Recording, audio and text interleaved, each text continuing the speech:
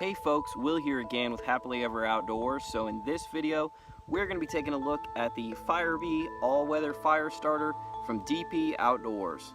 So keep watching.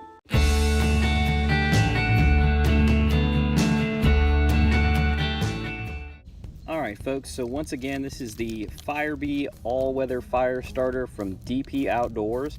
This is actually a product out of Canada. You can see the information there for their Etsy shop and for their Instagram account, but these were actually sent to me by Cheryl over at Foxlight Gear with one of my orders of some of her gear pouches.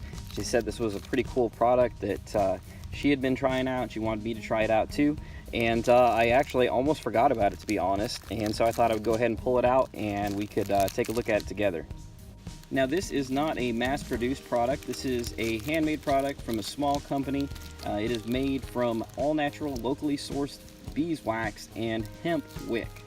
So no added chemicals, no funky stuff you got to worry about. These are all natural and 100% safe.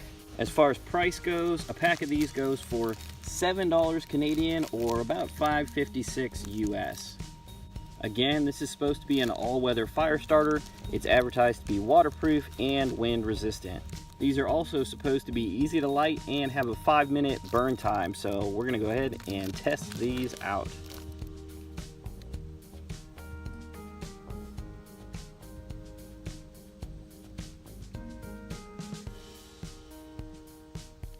So the first and most obvious thing to test is that 5-minute burn time. So I've got my timer here and we're gonna see how she does.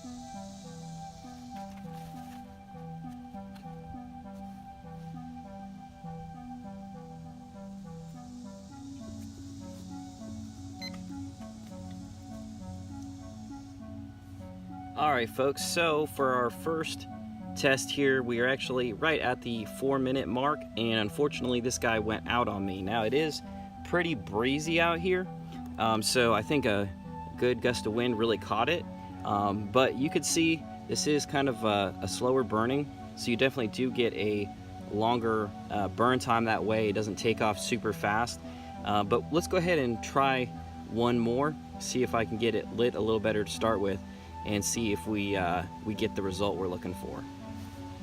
For the sake of fairness though, I want to try one more thing as far as timing this is concerned, because it may have been user error. I'm gonna try, let's see if we prop this fire starter up like this and turn the fuse straight up, more like a candle. I'm wondering if we'll get a longer, more effective burn that way, because I think with it just sitting flat, that really wasn't making the best use of the material.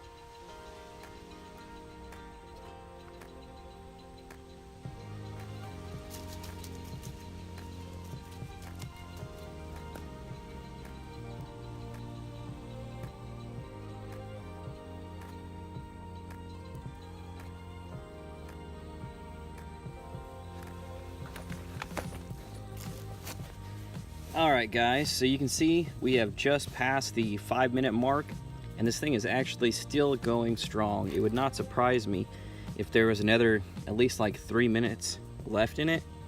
So positioning definitely does come into play. It looks like laying this thing flat does not work well. You're going to want to prop it up, do something to kind of get it off the ground, and you can see putting it this way where it's mostly upright, we're getting a lot more efficient burn. All of the wax material is being consumed, and you've got a nice strong steady flame. So if I were actually trying to build a fire on top of this, or if I were using a small camp stove like an ember lit, something like that, you would have no problem in keeping a fire going. And as you can see, we are almost at the 6.5 minute mark, and we are still going strong.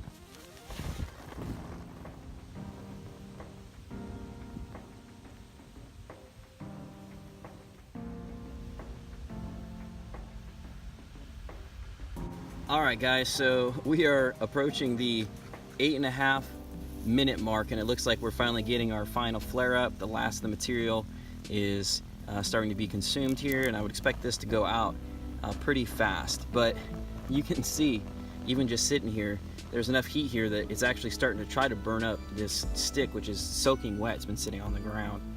So it is definitely doing its job.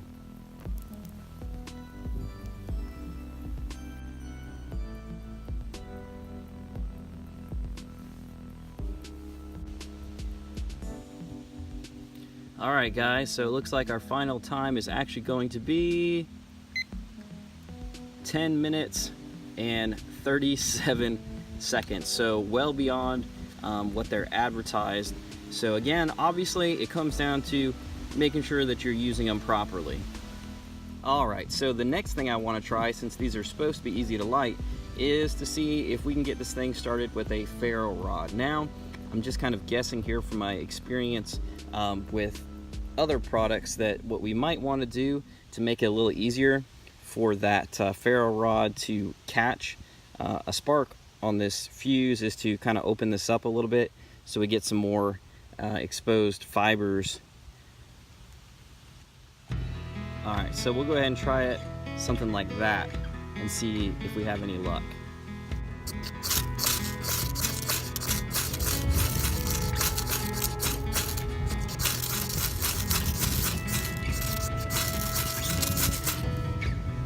Oh, we're almost there.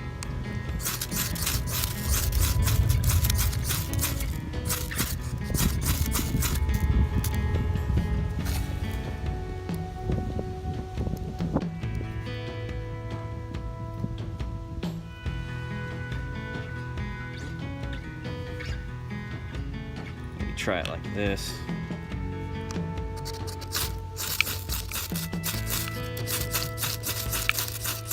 There we go.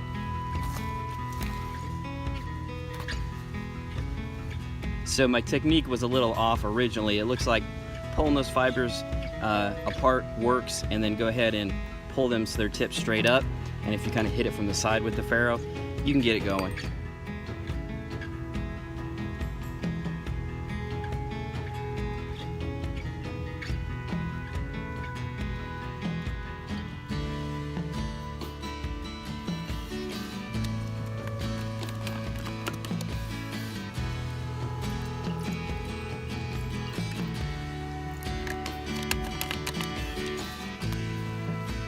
So one other thing about these is the fact that they're supposed to be waterproof. Now, this is straight beeswax, so obviously that's going to be waterproof. But the question is, will these things really light and burn when they're wet?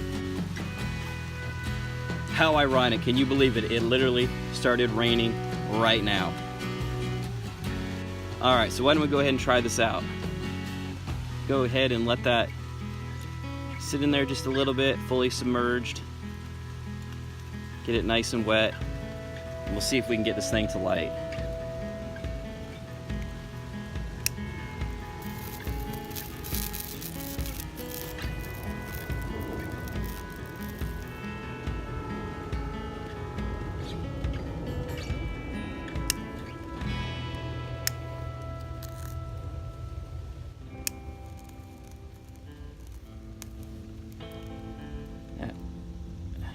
Fuse is trying to catch.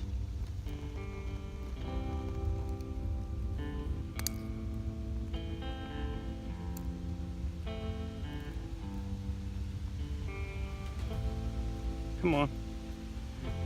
Oh, we were right there.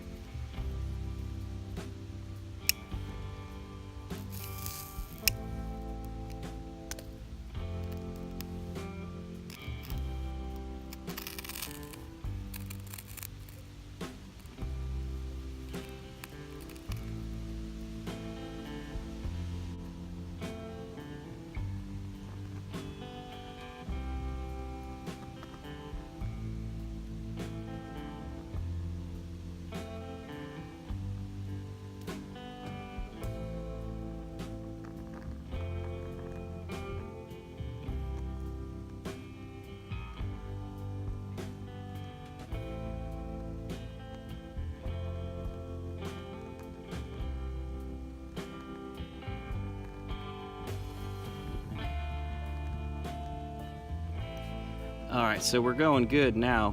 So I think the trick is, if you do get these things soaking wet, that fuse will soak up a little bit of moisture. So you'll definitely have to keep the heat on there for a little bit, but then you're also gonna have to kind of nurse it. And what I was doing was kind of trying to tilt it so that flame coming off the wick would start catching the wax a little bit faster. But you can see once that wax gets going, this has got a really strong flame right now, and it's putting out a lot of heat. And what's nice is you're not getting any kind of like chemical smell off of it at all, but it's not even, you're not even getting like a sweet kind of smell, anything like that, which is, I was kind of wondering what these would actually smell like, but they smell like wax.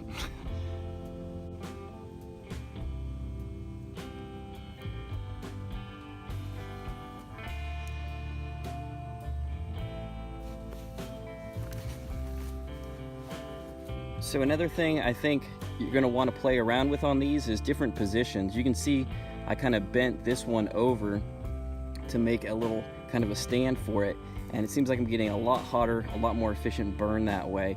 So I think once you get a feel for these, you'll be able to kind of play around with that and get the most out of this fire starter. Let's try one more thing just for fun.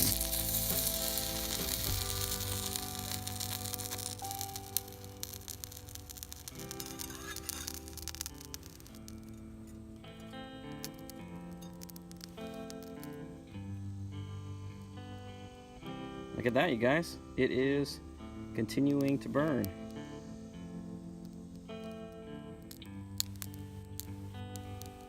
All right, folks, so we're gonna go ahead and try one more thing. I think this is a little more of a practical exercise, more true to real life, because this is probably what I would be most likely to use something like this for. We're gonna try it out with my Emberlit Fire Ant, my little small camp stove here, and just see if we can get a little bit of a twig fire going. Now again, this stuff is fairly dry, but it's not completely dry. It's just stuff I picked up off the ground. It's not like it's been, prepped for this. And I think the way we're gonna try doing it this time, that I think might work well, I'm gonna kind of bend this into sort of a V so that I can set it in there like that. And I think that will probably be the most effective way to use this.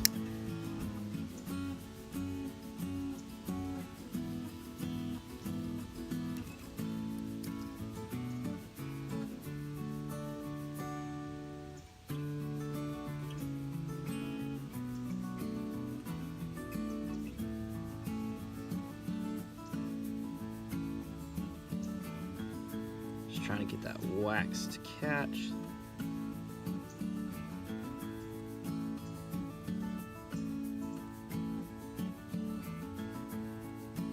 All right, I think we're going good enough now.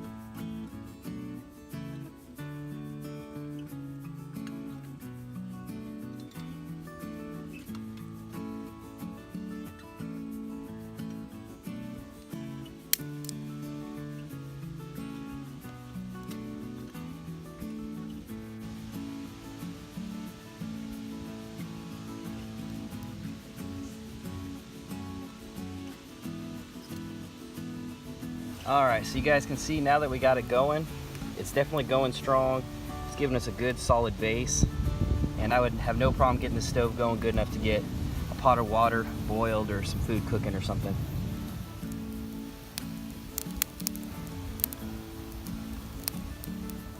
All right, folks, so closing thoughts on these fire starters. I am actually pretty impressed. These light really easy, they burn really long, especially when you consider there's no other, you know, added chemicals or artificial accelerants, anything like that.